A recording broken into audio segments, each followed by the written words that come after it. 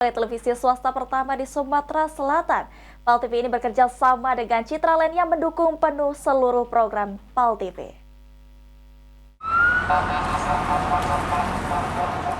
Sebagai salah satu perusahaan yang bergerak pada bidang properti di Kota Palembang, Citraland mendukung penuh setiap pelaksanaan kegiatan atau event dari komunitas yang menggunakan gedung Citraland.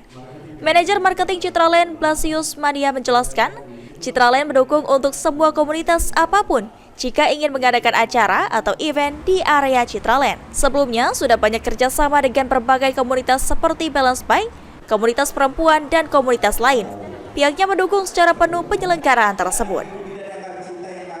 Sebenarnya kita welcome untuk semua komunitas yang ada, termasuk dari PAL TV, komunitas apapun kita welcome jika ingin mengadakan acara. Termasuk sebelum-sebelumnya kita juga sudah banyak kerjasama sama komunitas, ada Balance Bike, ada Ikatan Wanita Indonesia, ada komunitas mobil juga sering berkesempatan hadir di sini. Kita support untuk semua komunitas yang ada kalau mau buat acara.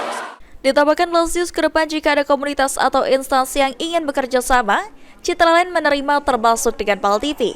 Sudah ada rencana untuk menggelar berbagai event atau kegiatan. Ilham Wahyudi, PAL TV.